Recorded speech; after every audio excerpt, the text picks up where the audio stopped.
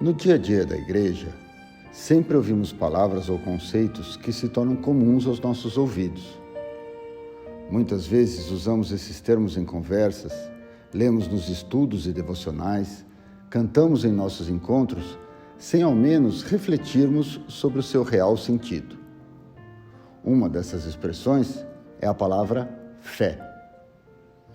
Precisamos compreender biblicamente o seu significado para nós. Lá em São Carlos, hoje eu pedi para o reverendo Andrés, eu pedi para a gente trocar, porque eu estive em São Paulo ontem, então eu cheguei bem à noite, e aí eu pedi para ele, deixei já conversado durante a semana, para ele levar a palavra lá e para eu ficar aqui em Araraquara. Então, lá nós estamos falando sobre reforma protestante, e aí eu desafiei ele, então hoje a gente vai pregar a mesma mensagem, aqui e lá, com pastores diferentes. Nós temos falado lá sobre os 5 solas da reforma e eu queria compartilhar com os irmãos um pouquinho do que nós estamos falando lá também, trazer aqui. E hoje nós vamos falar sobre fé. No próximo dia 31 de outubro, nós celebramos 506 anos da reforma protestante. E é importante de nós lembrarmos que ela promoveu profundas mudanças na vida da igreja.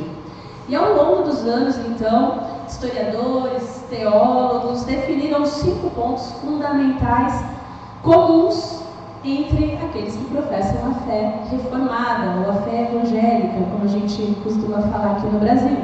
E esses princípios são chamados então de solas, que é uma expressão em latim que significa somente ou apenas.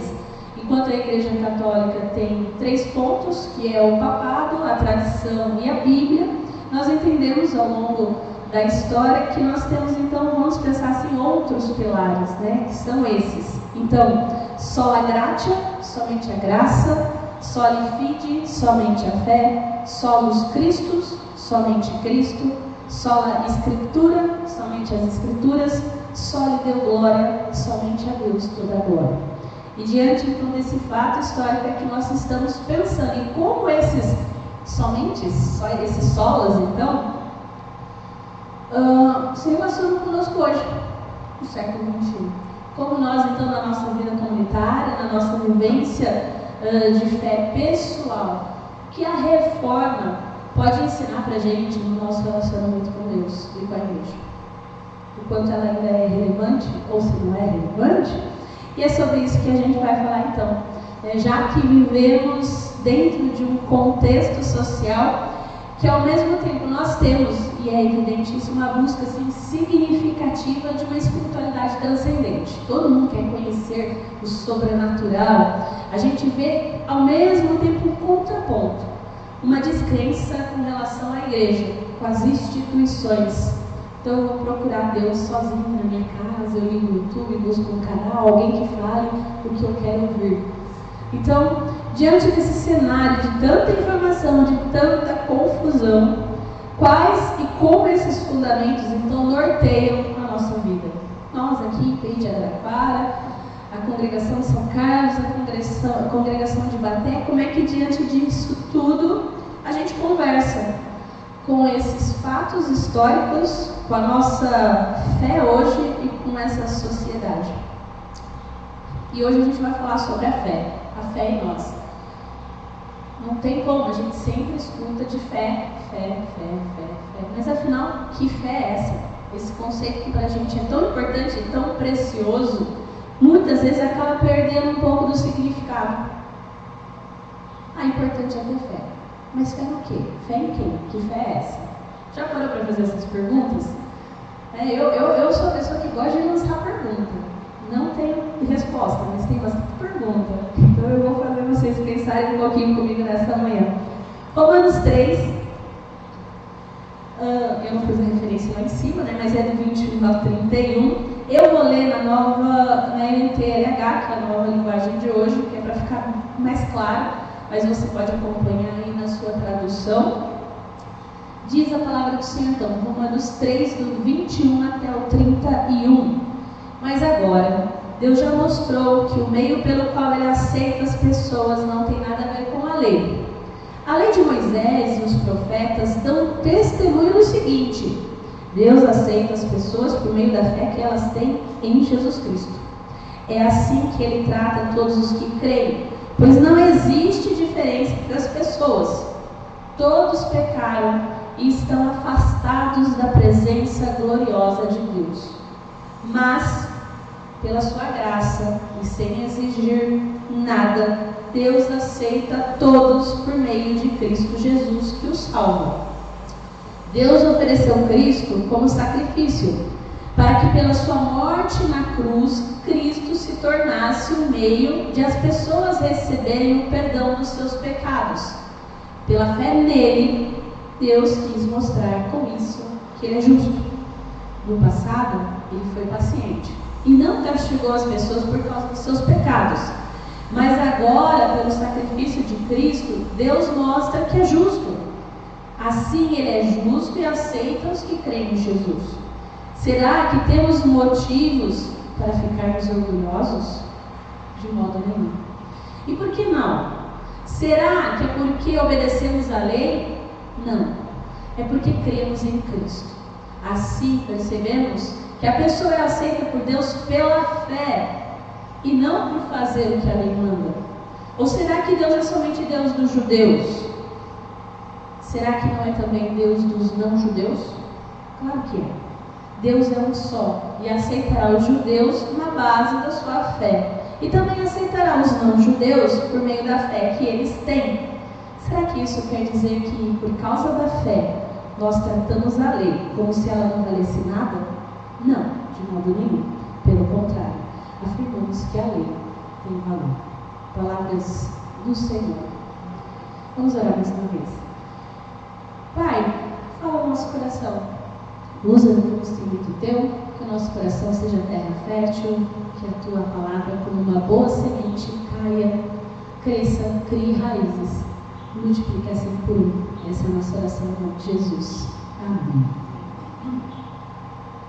Os textos de Paulo, essa carta aqui em especial, carta aos Romanos, foram fundamentais para Lutero resguardar o princípio da justificação pela fé, que nós somos justificados então diante de Deus pela fé e não pelas obras.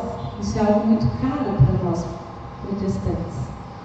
Essa epístola, então essa carta aos Romanos, ela é destinada para uma comunidade que no seu na sua origem, eram peregrinos judeus que estavam em Roma. E era uma comunidade que Paulo não conhecia. E ele vai então apresentar, falar assim de forma sistemática, como que a fé então dos judeus vai conversar com Cristo e quem é Cristo para os judeus. E aí ele também vai trazer essa realidade para os não-judeus, onde nós nos encaixamos. No texto então aqui que a gente lê, a gente vê Paulo destacando a pecaminosidade humana, a inutilidade da lei como forma de justificar o ser humano, ou mesmo a autojustificação, de fazer tudo certo, e como a lei manda. E aí Paulo vai refutar essas ideias. Então, o ser humano ele não consegue ser justo. Ele vai apresentar que não tem como a gente ter valor. A gente não é aceito diante de Deus pelas nossas obras. Em contrapartida, ele vai falar que é mediante a fé em Cristo que Deus nos abraça. Que Deus vem até nós de forma gratuita, graciosa. E aí o caminho para os braços amorosos de Deus, ele vem então fortalecer, que não é a lei, mas Jesus Cristo. E aí nas palavras então que a gente viu aqui, fica claro que nós somos salvos unicamente pela graça de Deus mediante a fé. E aí eu volto à pergunta que eu fiz no início: que fé? Porque a gente escuta muito as pessoas falarem: eu sou uma pessoa de fé, eu tenho fé, as coisas vão melhorar. Mas quando nós pensamos em fé, é importante a gente pontuar qual fé nós estamos falando a partir da Bíblia e qual fé, como nós, como igreja, estamos professando.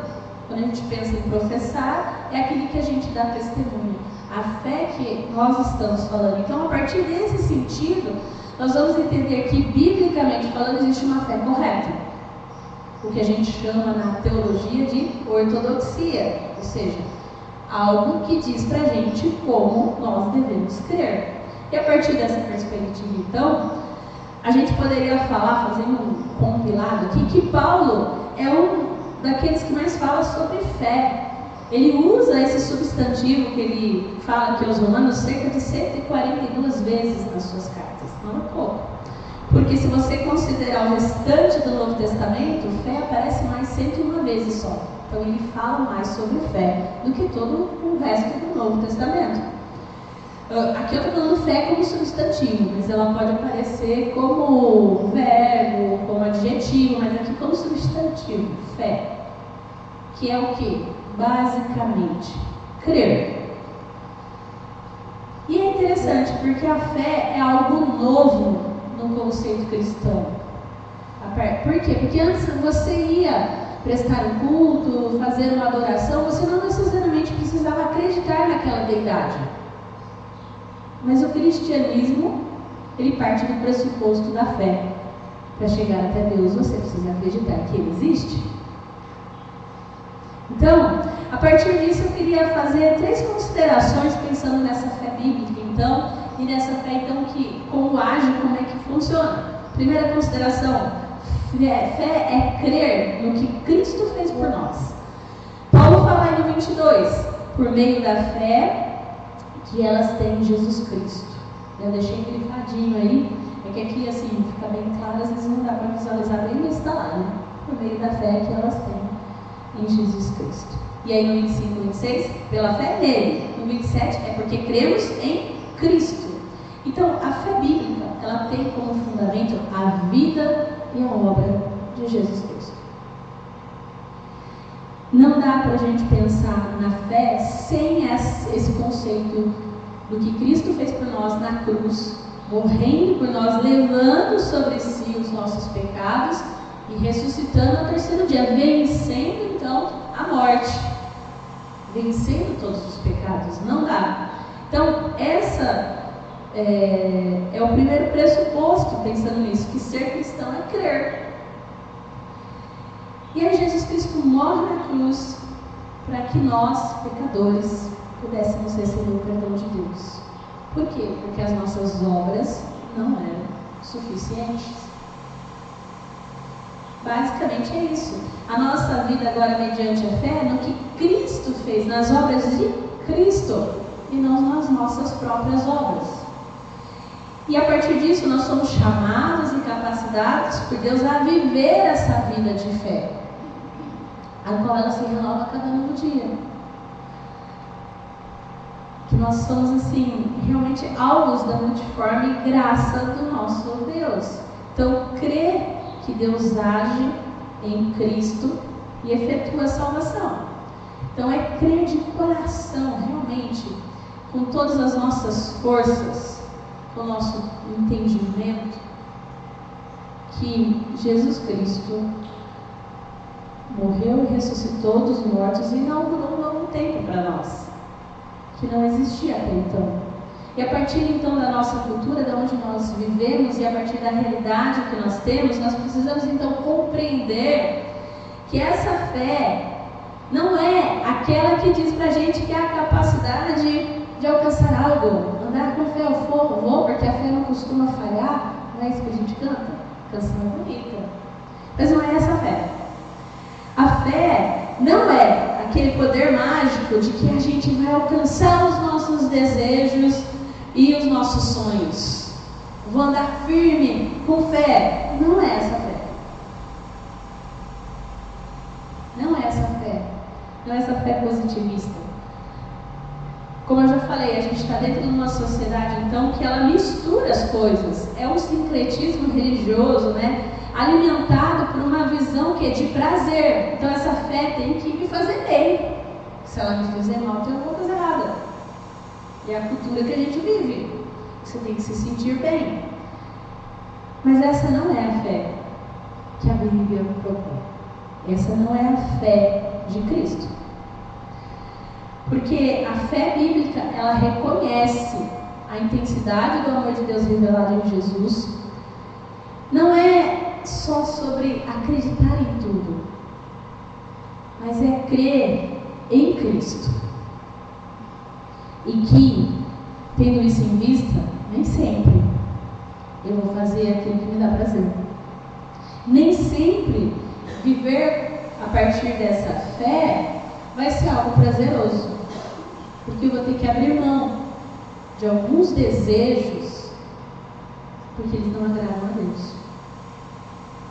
Viver essa fé, crer no que Cristo fez por nós, é realmente, como diz John Piper, é quando a gente abraça Cristo como o nosso pão e a nossa água, e é saber que é essa fé que vai satisfazer o nosso interior.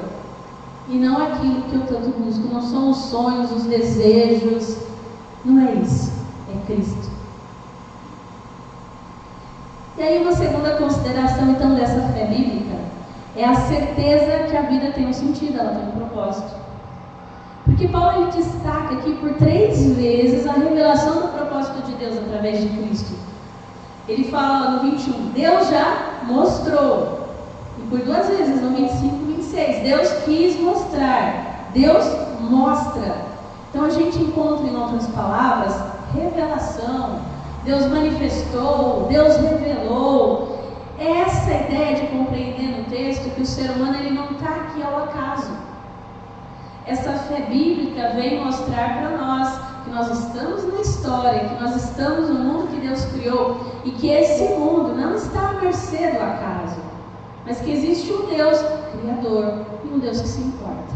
E ele se importa tanto que ele entra na história humana e vive a história humana. Crer é mais do que então um passaporte para a salvação. Crer é mais do que um passaporte para uma vida eterna para quando eu morrer. Não é só isso. Porque se a gente parar para pensar, a fé ela pode aumentar. E a gente vai falar mais sobre isso depois. Então não é algo apenas para um momento, para passar o portão de embarque para o céu. Já que nós não estamos sozinhos à mercê nesse mundo, a vida então não é sobre meras coincidências e fatos aleatórios. Não é. Há um propósito e há um sentido quando a gente olha para Cristo. Diante da incredulidade, das nossas dúvidas, diante de tudo que a gente vê, diante de tanta incerteza. Porque, se for ver, a gente não tem certeza de nada. Está tudo bem hoje, mas a gente não sabe o dia de amanhã. Mas diante de tudo isso, essa fé reconhece que a vontade de Deus é soberana sobre as nossas vidas. E que se a gente confia nele, ele vai fazer o melhor, da melhor forma, porque se ele começou essa boa obra, ele vai terminar. Então essa fé não é apenas um passaporte para a vida eterna, ela me faz andar dia após dia, de fé em fé. Porque onde não se crê em nada, a fé bíblica, ela aponta para o agir de Deus na história. Porque a vida pela fé, esse viver pela fé, pressupõe que Deus já agiu em Cristo, ainda age e vai agir quando a gente precisar. Então é confiar que esse Deus está andando conosco, que Ele está nos sustentando em meio à adversidade, em meio à dor, em meio ao sofrimento. Não é apenas que, então Deus vai me livrar de tudo isso, que é muito o que se fala, né? Então se você crê em Deus, você não precisa tomar remédio, você não tem dor, você não tem sofrimento. Então alguém contou a história errada pra gente. Porque o próprio Cristo sofreu vivendo nessa terra. Ele levou sobre si as nossas dores e o que ele diz para nós? Olha, o meu fardo é suave e leve. Vamos trocar? Ele não disse, dá tudo para mim que eu vou levar sozinho. Existe um fardo e a gente ignora essa verdade. Só que é um fardo que é mais leve que o dele. Porque a gente não tem que se preocupar que as nossas obras vão nos salvar, porque ele já fez isso. É um fardo que é leve, por quê? Porque eu vou enfrentar a dor, a doença, o sofrimento, a dificuldade, mas ele estará comigo todo dia. Então essa fé verdadeira, essa fé bíblica, e aí vamos trazer um reformador para a história. A fé verdadeira é aquela que ouve a palavra de Deus e descansa na sua promessa. Se ele diz que está comigo, ele está comigo, e eu creio. E na hora da dor, do sofrimento, Ele vai me dar a paz, esquecer de todo entendimento. Vai fazer tirar coragem de onde eu nem sei para continuar lutando. Diante do dia mal, tem dia que a gente não tem vontade de sair nem de cama. Mas Ele vai nos fortalecer, vai enviar pessoas para trazer a sua palavra, para nos edificar. É essa fé que traz sentido, que traz propósito para a nossa vida. E por último, fé, essa fé verdadeira, essa fé bíblica, então, é ceder. No texto que a gente leu, Paulo, ele aponta para o fato que a lei pode nos deixar orgulhosos. Sabe aquela coisa? Viu como ficou bonito? Foi o que fiz. Sabe, esse orgulho que a gente tem. Então, é diante desse texto que Lutero acreditava que a fé em Cristo é um contraponto ao orgulho e à vaidade humana, fruto da religiosidade do seu tempo. Da religiosidade do seu tempo que pregava que você, para ir para o céu, então, era só fazer um bom depósito para a igreja e que estava tudo certo. E hoje, 500 e tantos anos depois, esse discurso não é mais católico romano. Ele é de igrejas evangélicas. Se você quer ser abençoado, você tem que trazer aqui o seu dinheiro, o seu carro, a sua vida. Deus não quer essas coisas, Ele quer o nosso coração, porque onde está o nosso coração, ali está o nosso tesouro. Ele quer ser o nosso tesouro. E a partir do momento que Ele é o nosso tesouro, eu não venho trazer para ser abençoado, eu trago porque eu sou abençoado. Ele continua sustentando, fortalecendo, abrindo portas que jamais eu pensei que seriam abertas, fazendo coisas que eu jamais acharia que poderia ser feita. E é interessante porque a fé, no latim também, está muito relacionada com a palavra ceder. Então, para Lutero, fé é ceder diante de Deus, é se entregar, é se render, que é a quem Ele é e ao que Ele pode fazer. Não só apenas ao que Ele pode fazer, mas a quem Ele é. Então, nesse sentido, fé é simplesmente a atitude de achegar-se a Deus de mãos vazias. Porque se o bem que eu quero eu não faço, o que eu posso oferecer para Deus? Nada. E ter essa consciência de que eu não posso oferecer nada. Que até aquilo que eu ofereço de melhor para Deus, na perspectiva humana, é trapo de imundícia, as nossas obras. Né? Como diria o próprio Calvino, né? Se existe algo que é bom em mim, vem de Deus. Agora aquilo que é mal é meu mesmo. É da nossa natureza pecaminosa. Então a fé em Deus nas nossas vidas não é garantia de sucesso. Não é garantia de que os projetos que nós estamos fazendo vão dar certo, porque eles podem dar errado.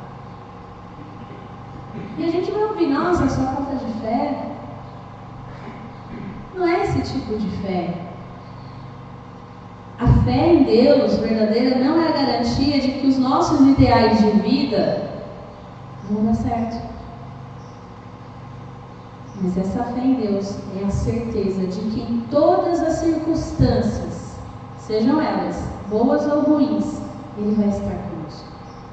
É ceder a Ele o espaço que é só dele. Que se a porta abrir ou fechar, como diria a canção, Ele é Deus. Eu adoro pelo que Ele é. Ele pode fazer milagre, pode, eu creio, você crê nisso. Então, deixa Ele ser Deus. Porque às vezes a gente entrega para Deus, mas a gente quer dar um jeitinho, igual Abraão lá com Ismael, né? Deus falou, eu vou te dar um filho. Mas Deus está demorando, né? Então eu vou dar o meu jeitinho. E a gente adora dar jeitinho pro brasileiro. Então é que ele fala assim, deixa comigo. Crê somente. Então é abrir mão de confiar em si e confiar nele. É essa a fé bíblica. Então, para Lutero, pela fé, ocorre então o encontro de Deus e da pessoa. Pela fé, todas as forças, o consolo, a esperança nas diferentes situações da vida são conosco e em nós. Deus é conosco, está em nós. E Ele faz muito mais do que a gente possa fazer ou imaginar. Pela fé, a pessoa é transformada para junto, transportada, né?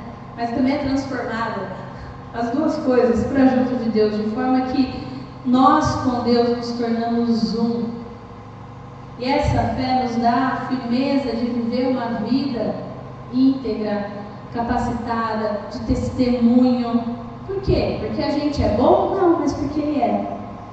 É Ele quem alimenta em nós o quê? As virtudes. É Ele quem faz a gente dar uma vida de testemunho, de graça e amor, de gente que erra, que pisa na bola, mas que sabe se arrepender, que sabe pedir perdão, que sabe seguir em frente. E sabe que se não for Deus, não é nada. É só uma toada de orgulho.